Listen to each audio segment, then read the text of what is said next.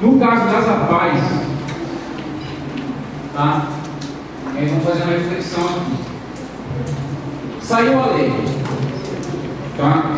Primeiro saiu isso aqui, a lei, o artigo 18, que dizia o quê? Que a certificação, aqui é a parte do serviço social, as que prestam serviços ou ações socioassistenciais, e aí quando ele diz socioassistenciais, não é assistenciais, é socioassistenciais de acordo com a política, sem qualquer exigência de contraprestação do usuário, com o objetivo de habilitação e reabilitação da pessoa com deficiência, promoção da inclusão documentária no aproveitamento de existentes, de forma articulada ou não com ações educacionais.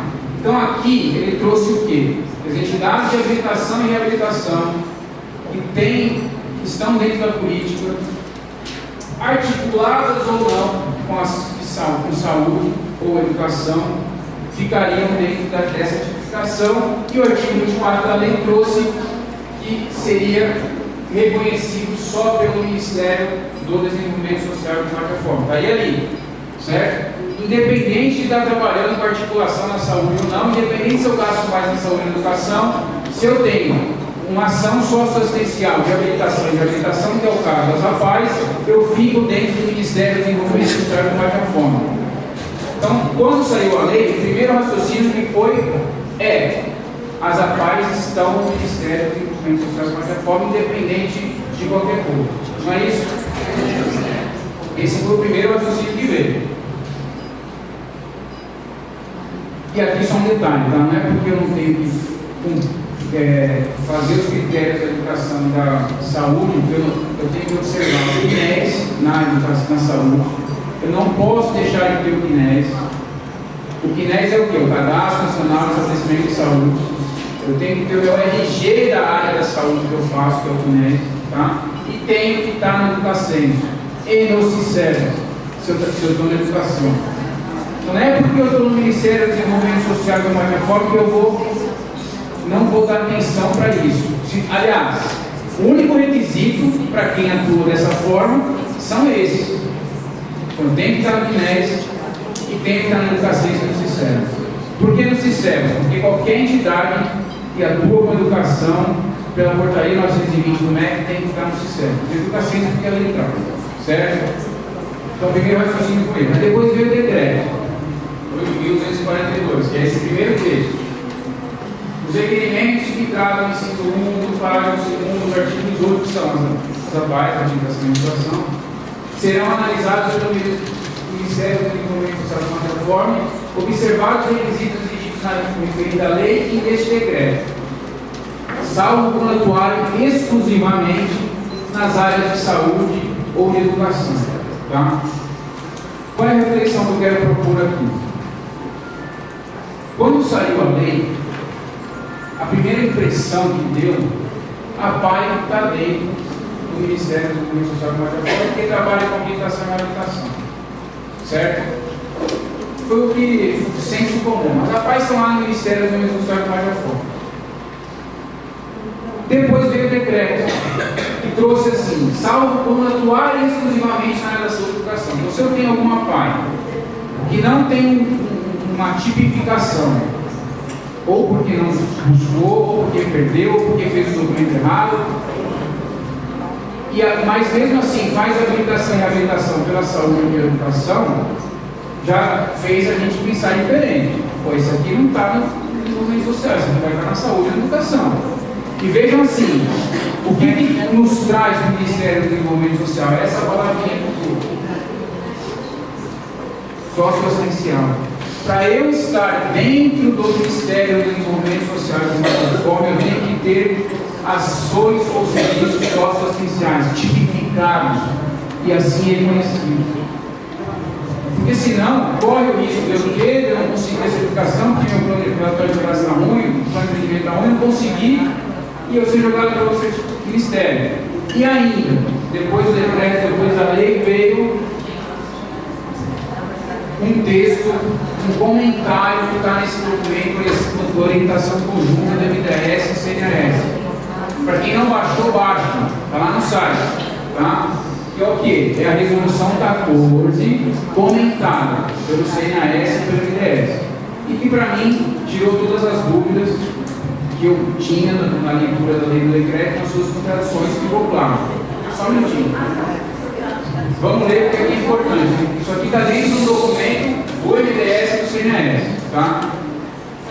As entidades que prestam serviço ou realizam ações socioassistenciais sem qualquer exigência de contraprestação dos usuários com objetivo de habilitação e reabilitação da pessoa com deficiência e promoção da sua inclusão à vida comunitária, do enfrentamento dos limites existentes para pessoas com tal, tem que estar de acordo com a Resolução 14. Então, a Resolução 14 é o que rege a tipificação das entidades de habilitação e reabilitação.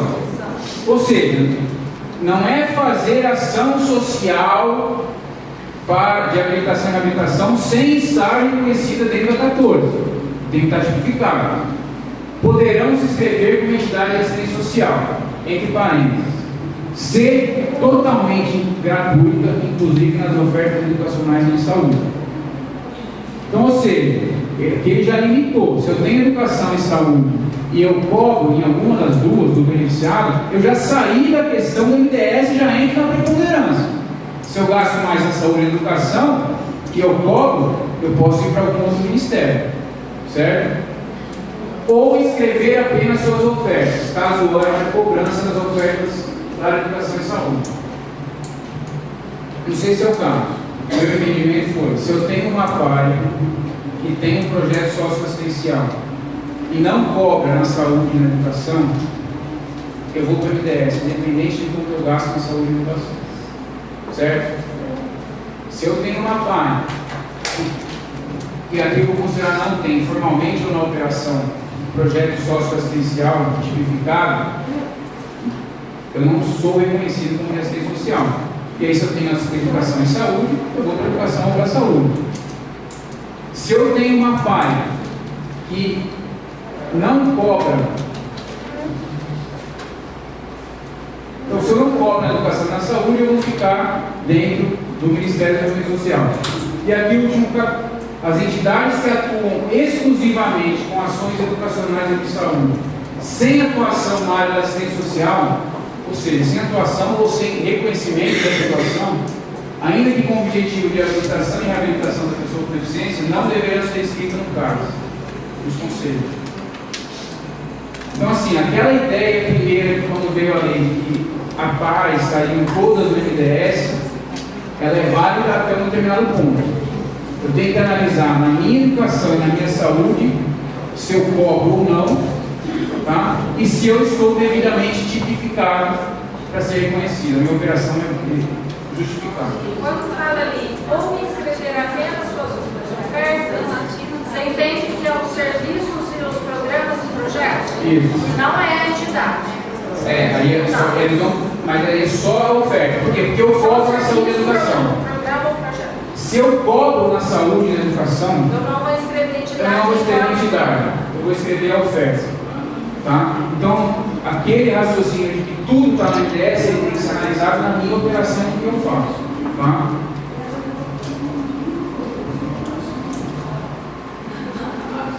A Resolução 14, respondendo já a pergunta, o que trouxe a Resolução 14? Ela trouxe muita coisa da 16, a Resolução 16 veio foi revogada, veio a 14, ela trouxe muita coisa da 14, da 16, mas ela procurou tratar a operação menos burocrática. Então eles querem as visitas, necessariamente. Eles vão avaliar a relatório de atividade e plano de ação. Está proibido pedirem demonstração financeira, que não querem realmente que analise demonstração financeira, porque não é função do Conselho Municipal. Então, se o Conselho Municipal pedir demonstração financeira, não é para ser entregue, porque a Resolução 14 veda. Tá? Estava cheio de conceitos. Ó, está vedado. Tá? Estatuto e demonstrações. O estatuto pode ser pedido, mas não pode pedir para ser alterado. E demonstração contábil está proibido, artigo 3º, parágrafo 1º e 2º do inciso 4 da Resolução 14. Está proibido de pedir demonstração financeira. Tá? Por quê? Porque eles querem valorizar a operação, estão valorizando as visitas. e os relatórios de atividades e plano de ação. Aqui eles formalizaram o que já era meio senso comum dentro da área social. Como é que pode funcionar? O requerimento de inscrição de entidade de assistência social, tá, o anexo 1. Isso aqui são para as entidades preponderantes que são de assistência social de fato. São entidades, eu estou pedindo para a minha entidade ser reconhecida, não o projeto que eu faço. Eu vou usar o anexo 1. Quais são essas entidades? As entidades que são puramente de assistência social. Certo? O anexo 2 são requerimento de inscrições de serviços, programas e projetos fora da sede de entidade social. Então, se eu atuo na minha sede, eu vou pedir a minha inscrição de entidade na sede, e se eu tenho em outros municípios, eu vou pedir o requerimento do serviço do programa no conselho da onde eu atuo. Tá? Então, aqui ainda são para as entidades de assistência social, mas eu atuo em outro município. Vou usar o anexo 2. O anexo 3, aqui são para as entidades não preponderantes no social. Não sei se é o caso aqui, mas se tem alguma parte que cobra pela educação ou cobra pela saúde do beneficiário, ele vai acabar entrando aqui, porque a maior parte da despesa vai ser na saúde e na educação, e eu vou pedir esse requerimento de inscrição de serviço, programa ou projeto, que foi a sua pergunta. Eu vou pedir a inscrição da oferta e não da minha entidade. Eu vou usar o anexo 3. E se eu gastar mais na saúde e educação, ainda vou ter que mandar ou para a saúde e educação no site da da instituição. Se ela tiver gratuidade, independente da preponderância, é anexo 1. Anexo 1. Isso. É isso, as rapazes estão tendo muita dificuldade com isso no nosso conselho, tem esses pais. E vão ter. E vão ter mesmo, porque para os conselhos entenderem a resolução 14, eles têm que estar participando aqui. Né? Mas para a PAI que não cobra na saúde e não cobra na educação, é desenvolvimento social de baixa forma. É entidade de assistência social. Tá? E aí tem o anexo 4 e 5, que são os comprovantes.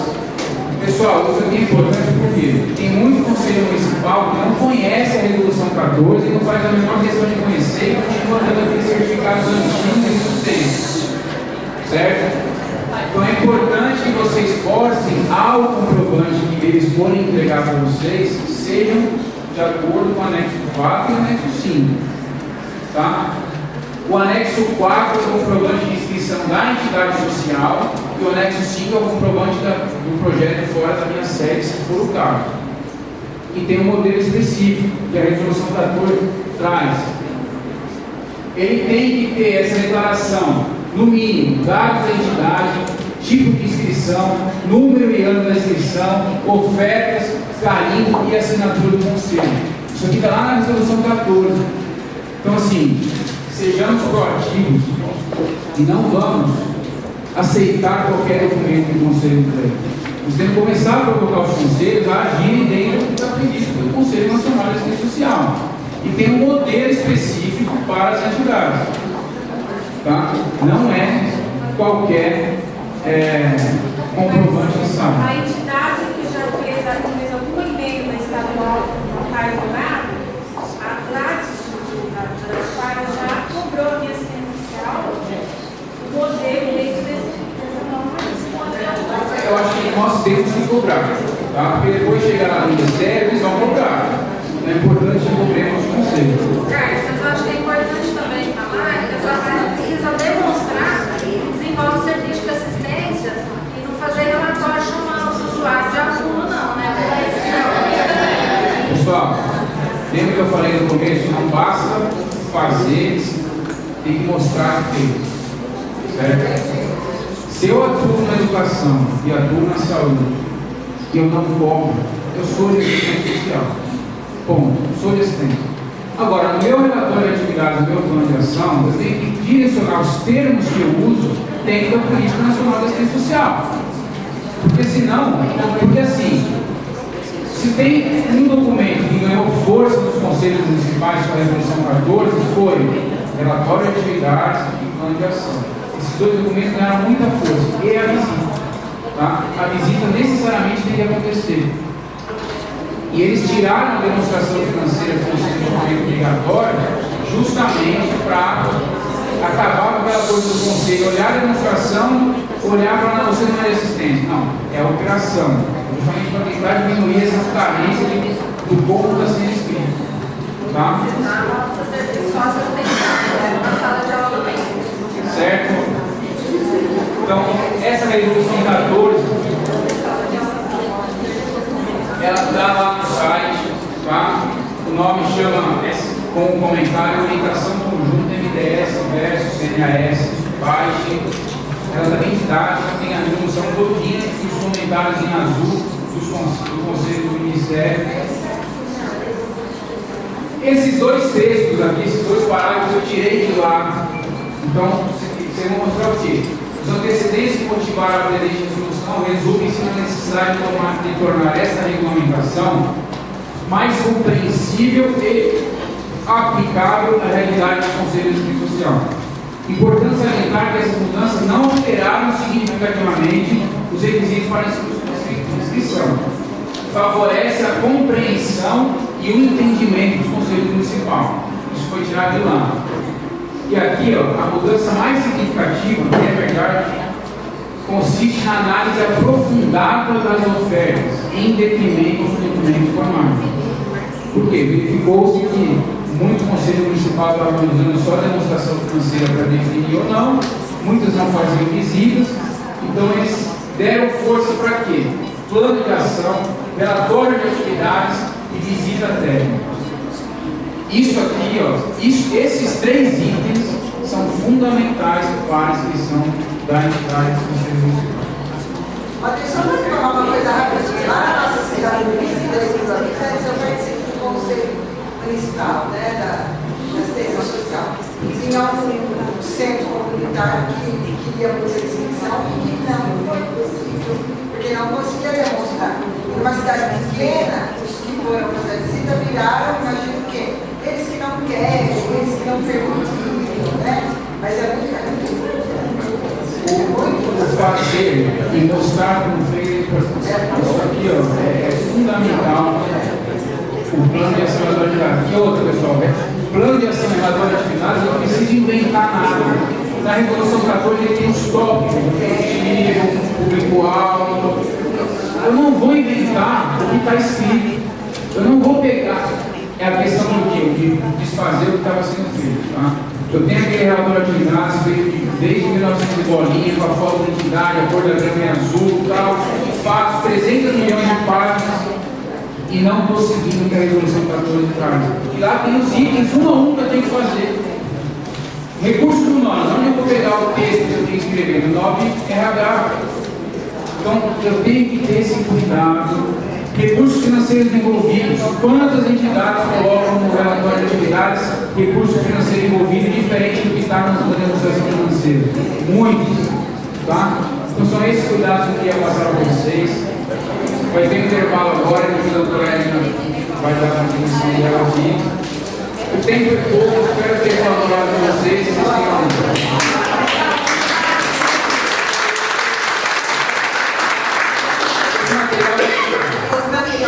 o material vai ser disponibilizado. Depois, no final, tem parte da saúde e educação que eu deixei para, como se fosse uma apostila para vocês, tá? E agora, se quiserem perguntar em situações específicas, ficarem